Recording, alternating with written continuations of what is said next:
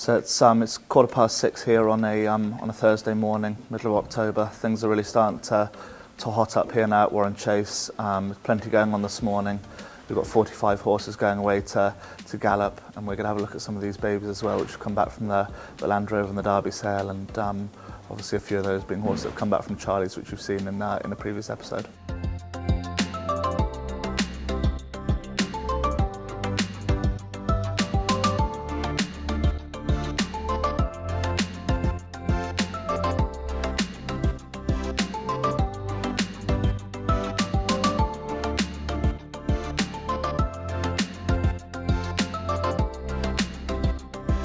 So we're down here at Moor Farm, where I've got 32 boxes, which is separate to my main yard. Down here we have a lot of the babies, which start off.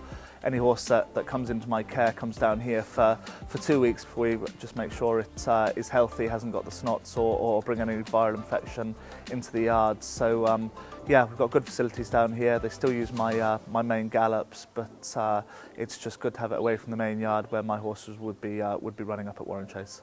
I'm stood here with the Westerner ex Other Seltzer, obviously the horse that we followed in when we bought him in the Derby sale.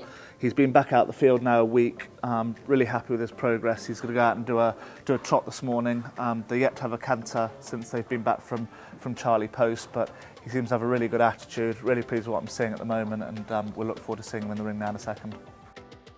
These 3-year-olds will do a week of trotting before they start cantering away. The plan will be to get them up to speed now with all the other horses in my care.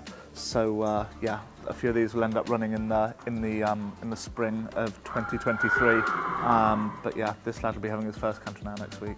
I'm stood here with the Okavango, who's obviously a relation to Brewing Up a Storm, one of my best horses I've got in my care here at Warren Chase. Since being broken in at Charlie Poste when you last saw him, he's had 8 weeks out in the field, so he's been able to go out and develop. He's come back in, again he's done kind of 4 or 5 days of trotting, and we'll start cantering away next week again. So I'm stood here with a Soldier of Fortune horse that was bought in the Derby sale as well. As you can see, he's a big scopy horse. He's a horse who's a very, very good mover. He'll end up filling into his frame in time. You can see his back end is actually higher than his wither at the moment. His back end will end up finishing in line with his wither once he's done all his growing and all his developing. But he is only 3. I don't think these horses finish kind of filling out and growing till they're probably 4.5 or 5 years old. So yeah, a horse to look forward to. He's got lovely conformation, this horse. He's got a good pedigree, and one we're really looking forward to training.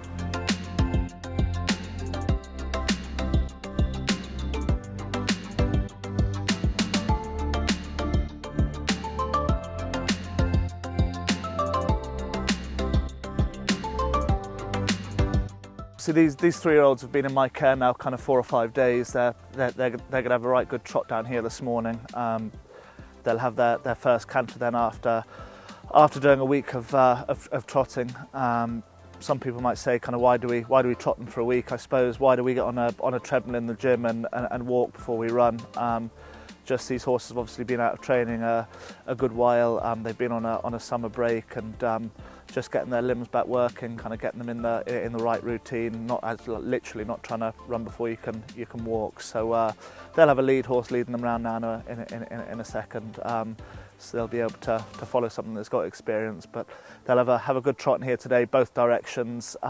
These horses will end up jumping, I'd say 150 or 200 hurdles in the next kind of 6 months. So when we start off with these horses next season, they'll have loads of experience jumping. They'll know their job and will be ready to crack on with them. The one thing buying these horses as unraced 3-year-olds and them coming into a care of a professional trainer, from the moment they're broken in to the end of their career, you know, you're making these horses. You've kind of no excuse for their attitude or how they're brought up. You're kind of doing everything from day one. So it's very important that their first steps are done properly. Obviously we do that going to Charlie and Fran Poste, and coming back here, it's imperative now that these horses have very good riders, that they're giving a good education from day one, because it really stands them in good stead then for the rest of their career. These horses obviously have very little experience of having someone up on their back, so you'd always make sure that we have a horse in front which we call a lead horse, which has got more experience, which has kind of been there, done it, got the t-shirt, that they're able to literally follow and that lead horse ends up giving them a little bit of confidence. They've got something to follow. They know what they're doing. If you brought these 5 3-year-olds in here on their own now, it'd be like trying to read the Bible backwards for them. It's something they'd find tricky, kind of having to make their own way around without a lead horse. We always try and have an older horse in here. I'd say all these horses will do 4 or 5 days trotting, and everyone will have their first canter at the same time. These horses will end up getting very fresh in here, and I mean fresh by they'll end up knowing what they're doing and they're ready to kind of go on to that next step. So every horse will have its first canter at the same time. Obviously there's different shapes and sizes. Certain horses will find it easier than others. Same with people kicking a football. Some people can kick a football easier than others. Some people are faster than others. It is exactly the same with the racehorse, and horses develop at different stages. There'll be certain horses I'd look at here will be big scopy horses. I think will take an awful lot of time, and it's amazing how the odd one of them actually comes to the fore quicker than the horses which would be a so-called sharper type, and I mean a sharper type by a handier sizer horse, a horse that looks racier than one of these big scopy horses that you think take a bit of time. Sometimes it can have the opposite effect. One of the so-called sharp horses could end up taking a little while longer, and it's very important how good these horses' minds are as well. A good racehorse will have to have a good mind. So yeah, the longer you've been training and the longer you've been involved in horse racing, certain sires, a lot of them would have certain kind of characteristics. Some sires would sire horses that could be quite hot, or they could be quite laid back, or they could be certain kind of horses that do things in a certain way. Flemingsforth's a very, very good sire, but they're renowned for being very hardy. When you get up on them now, they could end up having a pop. You know, you'd want to sit tight.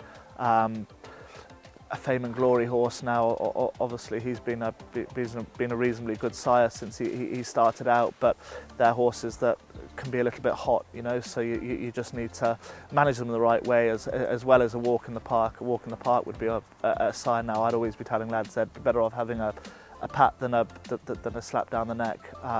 They try very hard for you, I think, when they get to a racetrack, but at home, I think they just want minding in the right way.